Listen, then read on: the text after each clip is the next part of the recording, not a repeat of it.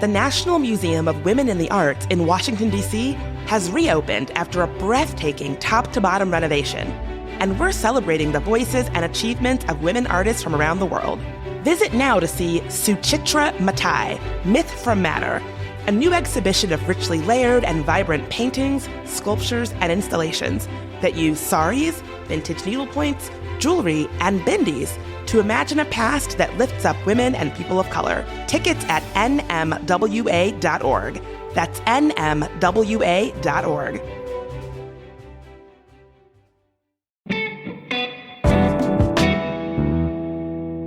Love is Blind DC premieres today, and I know I'll be watching. In fact, just a heads up, we're going to be doing weekly recaps after each drop of episodes on Netflix. So tune in Monday for the first Love is Blind recap on CityCast DC. But of course, only a handful of lucky locals got a chance to find love on a reality show, and the rest of us DC singles are out here braving the dating apps. So today on CityCast DC, we're revisiting a chat with local dating coach Erika Ettin, also known as a Little Nudge on Instagram, about tips to snag your partner on the app of your choosing.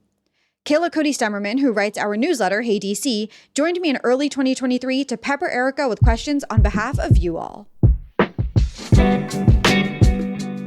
Today is Wednesday, October 2nd. I'm Senior Executive Producer Priyanka Tilve in for Bridget Todd, and here's what DC is talking about.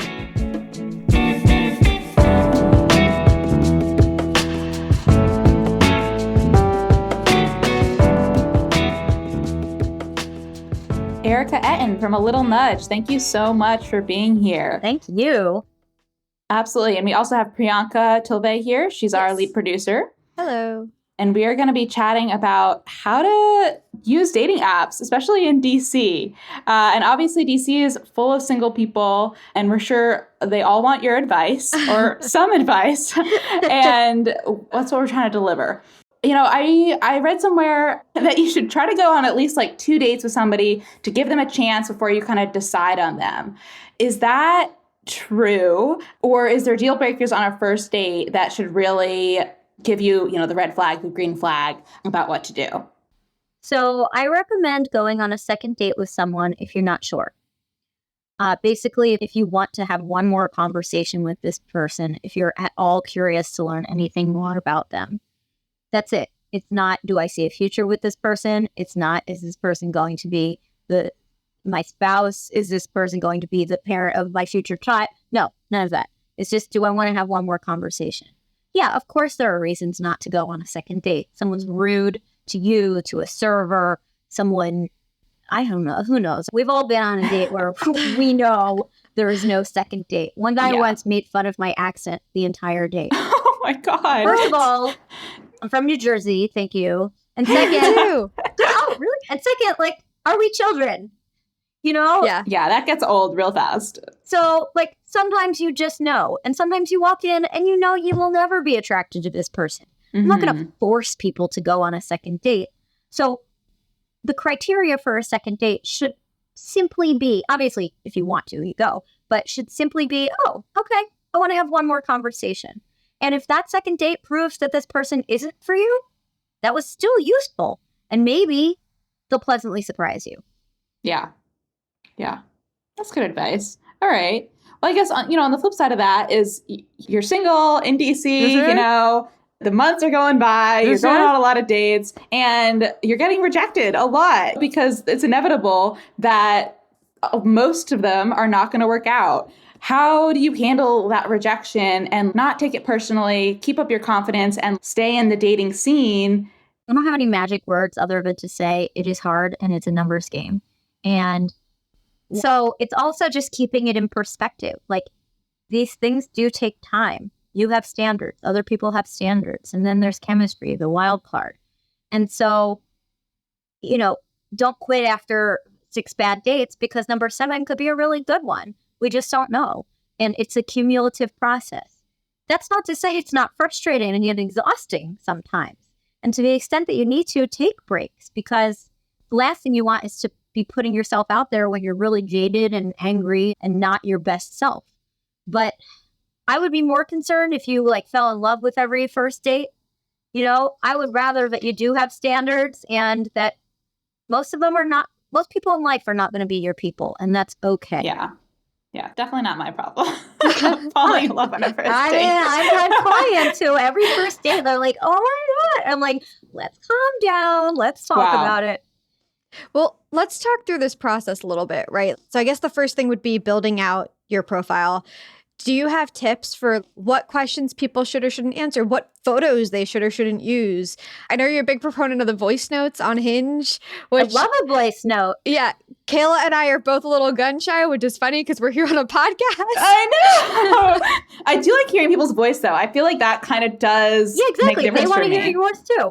Okay, so let's start with the pictures. Pictures are the first thing. They're the gateway, the entryway into your profile. If someone doesn't like your first picture, they're not getting to the rest of the profile. So the first picture on every site or app needs to be just a nice, clear shot of your face. Show what you look like. Not blurry, not tiny, not with friends. Not your back. Not your back, not Not your a fish. profile, not a dog that's not even yours. Oh, that's such a tease. I hate when people do that. Dog fishing. Dog fishing. Picture of you. Next one should be a full body shot of you. Let's not make people guess because they're never going to guess in a positive way. Another one, you doing something interesting. You both have a podcast. Maybe your interesting picture is you right now with a microphone. If you take a picture with that, it looks like you're doing something interesting, and then it generates questions. Do you have a podcast? What are you doing in that picture? That way, the other person feels brilliant for having asked you a relevant question, but really, you're brilliant because you planted it there. And so everybody wins. And then the other two, I like 5 total, except on Hinge, which requires 6. The other 2 should just be you and your element. Should you be with friends? No. I know there's a lot of competing advice about that out there. Really? So no pictures with friends? You could crop friends out. In fact, cropping friends out is great. Brutal. It shows that you're out and about, but we don't want anyone comparing you to your friends, number 1. And 2, no one takes the time to figure out, oh, is she second, third, fourth from who? Yeah. So go ahead, crop out your friends. Heck, I'll crop them out for you. And then here's a little pro tip. There's this free app called SquareFit that turns things into a square that basically just puts a border around pictures to make it a square so you can upload it on any dating site. If you just put a border around it to make it into a square, it shows that border on the website, but at least it's showing the full picture. Right. Anyway, That is a pro tip. What's your favorite dating app? I don't have favorites. I think you can be successful or unsuccessful at any of them. Really is based on what you're putting out there, the profile, the pictures, and how proactive you are. I mean, just like with the gym, right? If you pay money but never set foot in a gym, you're not going to reach your health goals. But same thing. I mean, yeah, if you put a bunch of junk up on Bumble and never swipe, probably not going to work for you. So I don't have favorites. I will say the most popular right now are Bumble and Hinge. Yeah. As for the profile, I know you asked about that too. Hinge, for example, has those 3 prompts. You have to answer all of them, which is good. My 2 favorite prompts are my simple pleasures.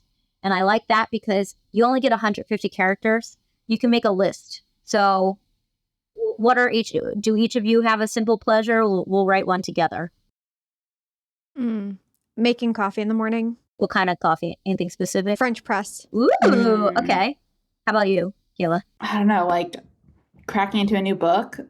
Perfect. So we might write my simple pleasures, French press coffee in the morning, and then maybe you put in parentheses like not functional before that. And then we put weird sound of the spine cracking on a new book. And then I'll add one of mine. Okay. It's these potato chips I recently found at Trader Joe's, the dill pickle flavored potato chips. So I might list, dill flavored, Trader Joe's, or I might just say Trader Joe's and then put in parentheses like the dill flavored chips are everything. And so you can list a bunch of stuff. I also like 2 truths and a lie because people like to win. And so you give them a contest they want to win. It doesn't have to be like rocket science or anything. It could just be 3 things about your life. Like I'm the oldest of 3 children. I'm left-handed. I have family in London. I feel like that one though, like people, like I get the sense that people are just trying to show off. Well, you're not going to do oldest of 3 children is not showing off. Left-handed is not showing off. Just use it properly. Yeah. I mean, or if you had an interesting experience once, like I ran into, I'm making this up. I ran into Jennifer Aniston at the Louvre. I don't know. I mean, is that really that wish. braggy? Most people have been to, not most people, many people have been to Paris. And so you can get creative with that one. And for the lie, always make it like a partial truth. So if someone asks, at least you can say, I ran a marathon, even if you never did. If that's the lie, you could be like, no, but I ran from someone chasing me once, just Right. something cute. And then for the last one, I like one of the ones about what you're looking for. So they offer, we'll get along if. You could be serious there, like we'll get along if you're whatever, an active listener, go to therapy. And then I always like to end it with something cute, like, yeah, and you think peanut butter should be its own food group, and you think people who don't like dogs are weirdo. I made that up, and that's negative actually. So change it to the positive, but you get the point. You have a small amount of space, so 450 characters total. Use it well. Yeah. Wow. It's so clear that you do this for a living, because I feel like most people sit around like spending hours trying to come up with one example to put down. And you just like rattle. Oh my God, the quotes, they kill me. I'm like, oh, I want to sound smart and clever and cool, but I just don't know. It's so much pressure. Just sound like you. So many people ask me, well, I want to write in such a way that attracts the person I'm looking for. Huh. Well, no, because we don't know what the person you're looking for is attracted to. So I would rather you be you. Yeah. I have a lot of clients and they say, well, I want to write the things that these professional, successful men want. I don't know what they want. We just don't know. So the best thing you can do is be yourself. The weirder, the quirkier, the better. No, I like to laugh and have fun. I like to go out and stay in. Whoop-de-doo. I like to dress up and dress down.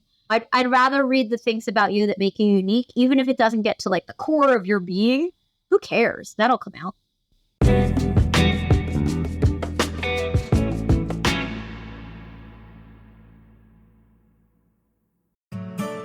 Let's be real, lawsuits are not fun, but with Paulson & Nace, at least they're a little easier.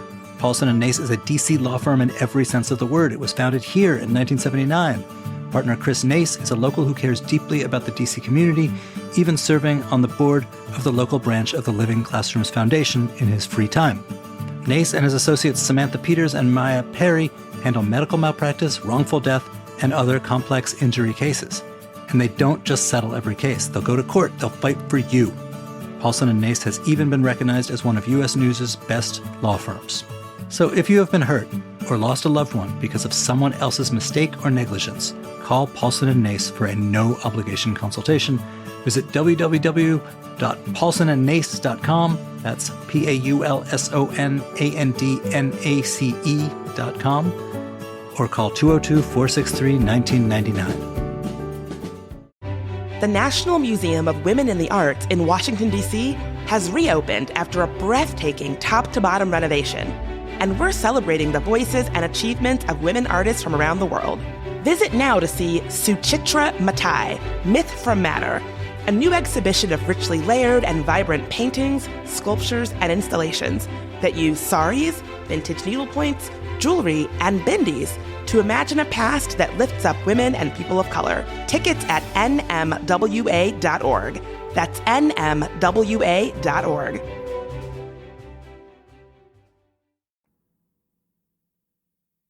So when you're going through dating apps, there's so many choices, right? Yes. Even if you have some criteria, there's still going to be a sea out there. How do you choose? It seems so arbitrary to me.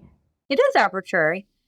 I mean, beyond your whatever basic criteria, maybe age and location, and if anything else is important to you, it is arbitrary. It's who you feel any attraction to. It's whose writing you like. Err on the side of saying yes to more people. What's the worst that happens? They answer. You're not committing to anything. You go on a date, and then what's the worst? You don't like each other, and then what's the worst? You go home and watch Netflix. Like, that's not the end of the world. When's the right time to move things forward? Oh, like this I can answer. Do you go from the date? When do you go from the app to the text to the text to the date? You know. Okay. First of all, I'm going to correct that. I actually do not recommend texting before a date. Oh, okay. Which I know is like, woo, controversial. I call texting the death of the first date. And here's why. What? Well, because has it happened where someone's like, oh my God, it's so much easier to text off this app. Let's move there. And then either they don't, or it turns into have like, had that happen. how are you? How are you? I'm fine. I'm tired. I'm doing laundry. I'm working. Or they say something that you would rather not read. Maybe it's inappropriate, or maybe it's just dumb, or maybe it is misconstrued. So I just consider texting another obstacle to getting to a date. So I would rather you just go right from the app to the date. If people are like, oh, I'm not going to notice it then turn on your notifications. So if someone says, oh, here's my number, let's plan that way, I would actually recommend saying, actually, I'm not a huge texter before I've met someone, but I'm free next week if you want to meet. Yeah. That way it's less of a declining of the number, but it's more of an upgrade. Yeah, absolutely. I also recommend if you do drink socially, alcohol, put in your profile what you like to drink. That's a little dating hack, because that way it makes it really easy for someone to ask you out and to ask you what to do. So for example, I have a client in San Francisco who like loves Negronis. I don't even know what's in a Negroni, but every date it's like, oh, I know the best place for a Negroni. And she's having a ball because it's so easy for them to ask her out. Specific as possible. Not, I like wine. I like red wine. I like red wine from France. I went to France once and discovered Burgundy. I don't know. I personally like bourbon. So I might say, I like a bourbon old fashioned with a huge ice cube, which is true. So good to know. Noted. Yeah, the next time we want to pick your brain, that's what we're going to do. Yeah. Exactly. Yeah. Hey, I should be so lucky. So I do recommend that. And then everything in the conversation should be getting closer to a date. So while you're trying to get to know this person a little bit, you're really just trying to inch closer to a date. Now, let's say you get to a point where you're like, oh my God, I'm tired of texting with this person on the app. It's going nowhere. I can't tell if they want to meet me or not. Just remember that most people are clueless and don't know when it's appropriate to take it off the app. So you might have to say, hey, I'm really enjoying our conversation. Should we meet for a drink next week? Or really enjoying this. Where should we go from here? Yeah. Or much better story told in person. I'm around this weekend if you are. I have a dating dilemma for you, just briefly. So went on a couple dates with somebody, went really well, really like hit it off on the date, very charismatic. I thought things were going really well. Texted a tiny bit in between, but really just to set up the next date. Okay. And since then, like... Did you go on the second date yet? We did go on the second date. Okay. And I asked him both times, but he was extremely enthusiastic, seemed very into it on the date. And then after, like, I haven't really heard from him at all. The holidays have been going on. Totally get people are busy. But I'm tired of initiating. I feel like I've initiated everything and he hasn't really reached out. But I thought it was really great and I really liked hanging out with him. What do I do now? Do I reach out again? He doesn't know you want him to initiate because you have initiated both dates. So in his mind, you love initiating because he doesn't know otherwise. I hate initiating. Yeah, okay. And so if you do a thing, it's assumed you like to do that thing. Now, I will say that said, if someone's really into you, they will reach out. My favorite way to ask for clarification is starting a sentence with, I can't tell. So like, hey, I can't tell from our text if you were wanting to meet again. I had a really good time on our second date. Yeah. Asking That's for a good clarification. one. That's a really good one. That's exactly what I needed. Write it down. Asking for clarification is always a good idea. Yeah. Because the worst that happens is you don't get the answer you want. I was going to say, like, one of the things I love about your Instagram account, at A Little Nudge, is the fact that you have these kinds of templates with all sorts of tips for how people can either move things along or reject if that's what they're trying to do. Yep. How did you get into this business and where can people learn more about everything that you do? Well, first of all, thank you for the compliment. I'm so glad the templates have been useful for so many people. Anyway, how did I get into this? Well, long story short, I actually used to be an economist. I studied economics. I have a business degree, but I was a really early adopter of online dating. I'm not even going to tell you what year because it was embarrassingly early, 2001. And over the years, I combined my two loves, online dating and spreadsheets. And I started tracking my own online dating stuff. Wow. Initially, I started the spreadsheet so I didn't accidentally write to the same person twice because, before the apps were out, you came up with these silly usernames and blah, blah, fun guy 12. And so I didn't want to accidentally reach out to the same person. But then I was like, haha, I can measure things in here. What's my response rate? What's my conversion rate? my gosh. I know, real nerd alert. No, I love it. And then friends started asking me for help, and one thing led to another. And I was like, I really didn't care for my job in finance, and I really enjoyed helping friends. So I started a little nudge in 2011, actually, before Tinder. And you can find me anywhere at a little nudge.com, Instagram. The Instagram always gets a really interesting conversation going depending on what I post. So that's always fun. And I'm pretty easy to find. Well, Erika, thank you so much for doing this. I have a whole new perspective. Woo! And we're so excited to have you on the pod. And hopefully we'll have you on again soon. That sounds great. Thank you so much. Thanks, Thank Erika. you. Bye.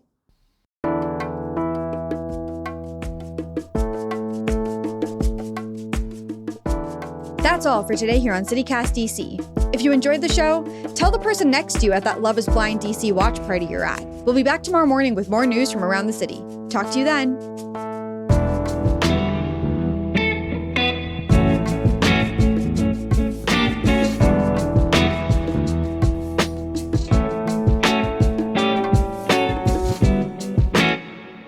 Or your dog in the middle of a podcast. Sorry. And our time is up. Oh my god. He has strong feelings about that advice.